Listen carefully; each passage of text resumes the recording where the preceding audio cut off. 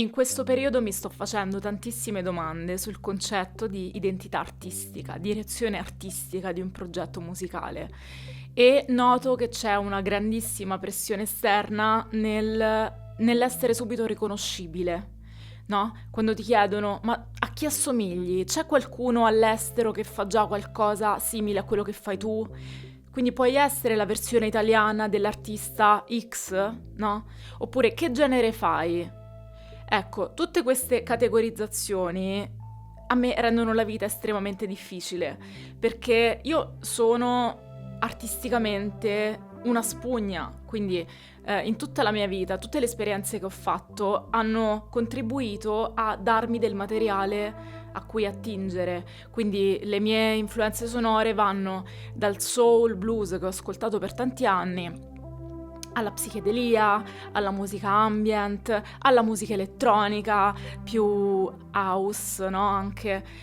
Quindi come costruire un mio linguaggio personale che metta insieme tutto questo con anche in mezzo dell'avanguardia, perché mi piacciono anche le cose super sperimentali, senza fare una ciofeca, no? Un mappazzone, come direbbe qualcuno. Come rendere tutti questi elementi così apparentemente diversi, come renderli coerenti all'interno di uno stesso mondo, e se è possibile, perché magari alcuni brani insieme ad altri non stanno proprio bene, quindi andrebbero poi ragionati su più raccolte di album. Questo è il lavoro mentale, ecco, il ragionamento che sto portando avanti.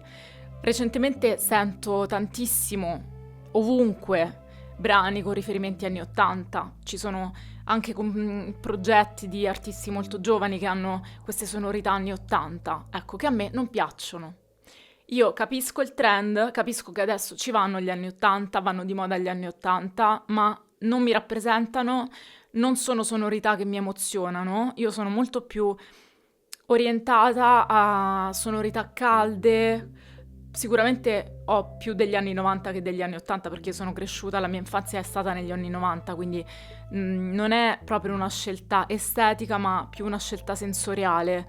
Cioè, gli anni 90 mi riportano ad un mondo brillante, ad un mondo caldo, ad un mondo colorato, glitterato, no? E quindi mi dà quella gioia, quel calore che avevo nell'infanzia, inserire delle texture anni 90, o qui e là.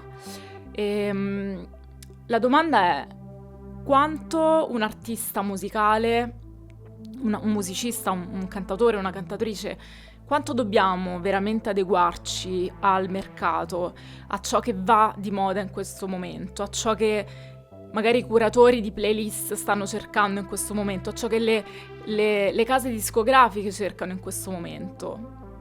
Quanto possiamo rimanere complessi, quanto possiamo abbracciare la nostra complessità e presentarla così come è?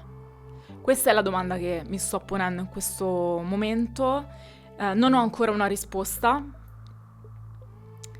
Quello che so è che l'arte per me non ha senso se non c'è uno scavo interno, quindi un'esplorazione emotiva molto profonda. Ogni brano che scrivo, e questo è il motivo per cui faccio musica, ogni brano è l'espressione di una tensione che ho in un certo momento e che ha bisogno di trovare una forma. Quindi nel momento in cui la mia spinta artistica nasce da un'urgenza, da un'esplorazione interiore, come faccio io a sapere dove finirò? Come faccio io a sapere qual è il mio riferimento stilistico per quel brano se non so dove quello scavare mi porterà? In che tipo di universo emotivo e quindi poi sonoro, no? E poi se mi porta in diverse situazioni emotive, perché non posso fondere più influenze sonore per rendere quel brano complesso, stratificato, no? Perché devo limitarmi e dire ok, questo brano lo faccio così, col brano reference di quest'artista X voglio questi suoni, cioè perché devo limitarmi a essere la copia di qualcun altro, quando in realtà il motivo per cui faccio musica è proprio libertà, espressione, liberazione, proprio questo, perché? Perché? No? Poi un conto è magari cercare di trovare una chiave di lettura, quindi dare una chiave di lettura che aiuti le persone ad entrare nel mondo della complessità, nel mio mondo artistico, quindi quello sì, però snaturarmi o incasellarmi solo perché altrimenti è troppo, non riesco. Non è la mia visione artistica. Tradirei il motivo per cui faccio musica, cioè verrebbe proprio meno poi la voglia di continuare a fare musica. Se vuoi approfondire queste tematiche, se anche tu ti stai domandando come fare qualcosa di davvero tuo, io ne ho parlato anche nella mia newsletter in un modo ancora più approfondito.